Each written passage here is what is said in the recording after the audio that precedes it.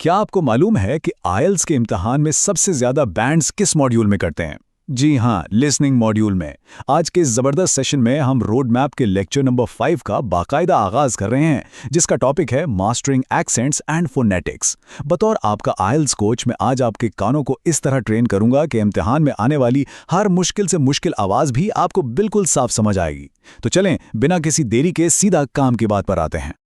अस्सलाम वालेकुम स्टूडेंट्स, आप सबको वेलकम है एक्सीलेंस ऑनलाइन लर्निंग स्कूल में। अगर आपने हमारी पिछली क्लासेस नहीं देखी हैं तो ज़रूर देखें, क्योंकि ये सबक उनसे जुड़ा हुआ है और मुकम्मल समझ के लिए बहुत ज़रूरी है।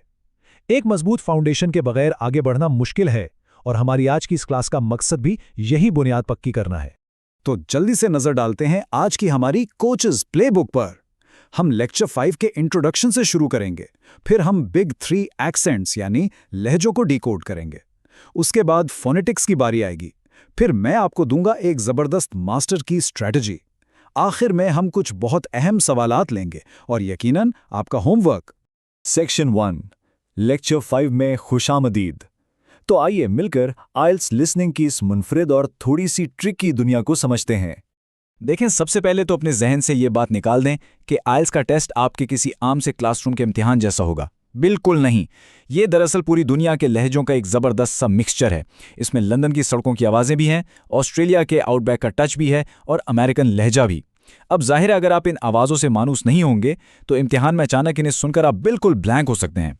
याद रखें, मानूस होना यानी फैमिलियराइजेशन लिसनिंग में आपकी आधी कामयाबी है। Section 2 the big 3 accents. चलें, अब जरा गहराई में जाकर इन 3 बड़े लहजों को समझते हैं जो लिसनिंग टेस्ट में सबसे ज्यादा आते हैं। सबसे पहले बारी आती है ब्रिटिश लहजे की। ये लहजा नॉन रॉटिक होता है। अब इसका क्या मतलब है? मतलब ये कि लफ्ज़ के आखिर में आने वाला आर आमतौर पर साइलेंट होता है। मिसाल के तौर पर वो कार को खौ पढ़ेंगे। इसके बाद अमेरिकन एक्सेंट जरा मुख्तलिफ है। ये रॉटिक होता है, यानी इसमें आर की आवाज़ बिल्कुल साफ और वाज़ेह सुनाई देती है। और हाँ, इसमें एक फ्लैप्ड टी भी होता है, जैसे वो वाटर को कुछ इस तरह बोलते हैं, वाटर। और आखिर में है ऑस्ट्रेलियन एक्सेंट। इसकी पहचान ये है कि बात करते हुए अक्सर अल्फाज के आखिर में आवाज़ ऊपर की तरफ जाती है और वो मेट जैसे लफ्ज़ को माइट की तरह अदा करते हैं। यकीन करें, इन छोटी छोटी तब्दीलियों को पकड़ना ही आपके लिए असल गेम चेंजर साबित होगा। सेक्शन 3 आवाज़ें और सौतियात, मास्टरिंग साउंड्स एंड फोनेटिक्स। लहजों को समझने के बाद अब हमें साउंड्स की बिल्कुल बेसिक बुनियाद को समझना होगा। तो ये फोनेटिक्स आखिर है क्या? आसान जबान में समझाऊं तो ये दरअसल बोलचाल की आवाज़ों की एक साइंस है जो हमें बताती है कि नेटिव स्पीकर्स अल्फाज को अपने मुंह से किस तरह अदा करते हैं। अगर आपने इन पैटर्न्स को डिकोड करना सीख लिया ना, तो समझे आपने लिसनिंग टेस्ट की आधी कंफ्यूजन तो वहीं खत्म कर दी। अब जरा इस मिसाल पर गौर करें। एक लफ्ज़ है शिप और दूसरा है शीप। एक में वाउल साउंड यानी वाउल लेंथ बहुत शॉर्ट है और दूसरे में लंबी। अगर लिसनिंग ऑडियो के दौरान आपने इस छोटी सी चीज को मिस कर दिया तो ये बिल्कुल ऐसा ही होगा जैसे आपने जीपीएस पर कोई गलत टर्न ले लिया हो। आपका सारा जवाब और पूरे जुमले का मतलब ही बदल जाएगा। इसीलिए इम्तिहान के दिन अपने कानों को इन बारीकियों के लिए बिल्कुल अलर्ट रखना बहुत जरूरी है। और अब बात करते हैं इंग्लिश ज़बान की सबसे कॉमन यानी सबसे आम आवाज़ की, दी श्वा साउंड। इसे कुछ इस तरह श्वा के सिंबल से लिखा जाता है। ये एक बहुत ही हल्की सी अ की आवाज़ होती है, बिल्कुल वैसे जैसे आप लफ्ज़ अबाउट बोलते वक्त शुरू का ए अदा करते हैं। होता यह है कि नेटिव स्पीकर्स जब रवानी से बोलते हैं तो वो अक्सर वाउल्स को इस श्वास साउंड में बदल देते हैं। इसलिए अगर आपने इसकी प्रैक्टिस कर ली तो आपकी एयर ट्रेनिंग कमाल की हो जाएगी और आपको पता होगा कि आपने असल में सुनना क्या है। इसके बाद एक बहुत बड़ी हर्डल यानी कनेक्टेड स्पीच की बारी आती है। आपने नोट किया होगा कि जब अंग्रेज तेजी से बोलते हैं तो वो अल्फाज को आपस में जोड़ देते हैं। अब जैसे लफ्ज़ हैं पिक इट अप, वो इसे अलग अलग नहीं बोलेंगे, वो इसे मिलाकर पिक्ड अप की तरह बोलेंगे। इसे आप एक तेज़ रफ्तार ट्रेन समझ लें जिसके सारे डब्बे आपस में जुड़े हुए हैं। अगर आपको इन जुड़े हुए अल्फाज को ब्रेक करके समझना नहीं आता तो आप ऑडियो में पीछे रह जाएंगे।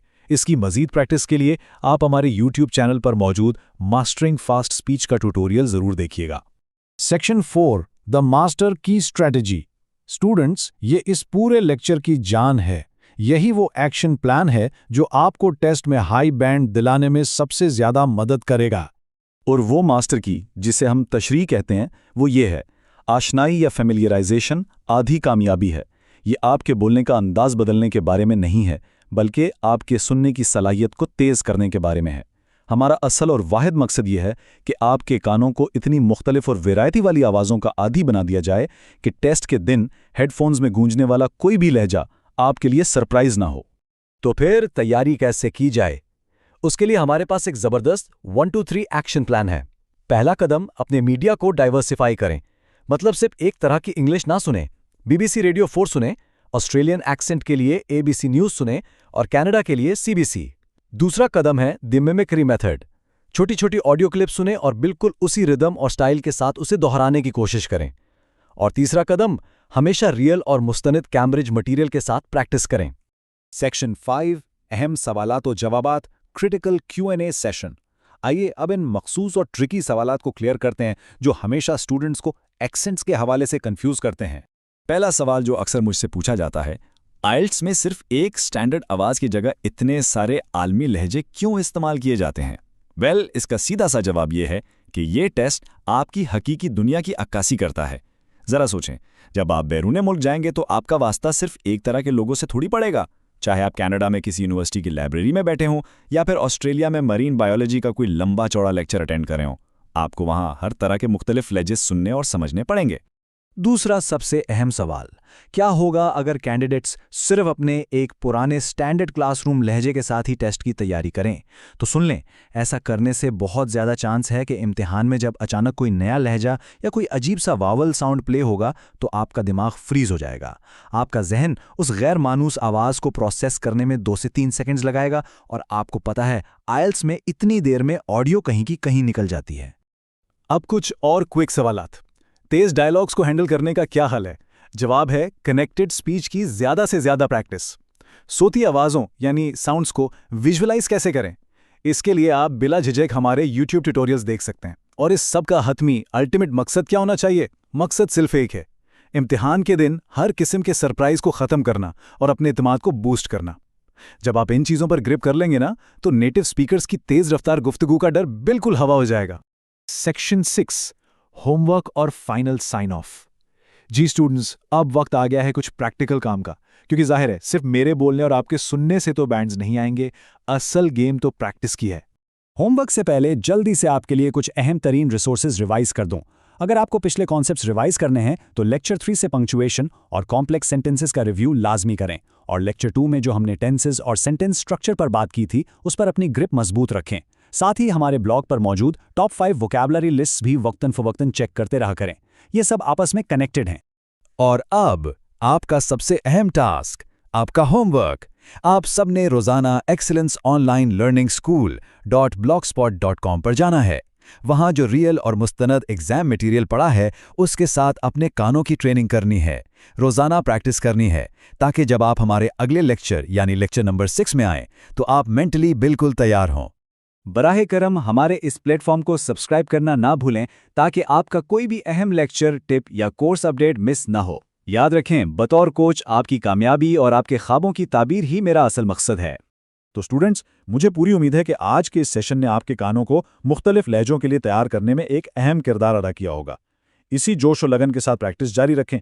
लेकिन जाने से पहले मेरा आपसे एक सवाल है, क्या आज के बाद आपका दिमाग उस अगली गैर मानूस आवाज़ को प्रोसेस करने के लिए पूरी तरह तैयार है जो इम्तिहान में आपका बैंड स्कोर बदल सकती है? इस बारे में ज़रूर सोचिएगा। अगले सबक तक के लिए इजाज़त दीजिए। खुदा हाफिज़।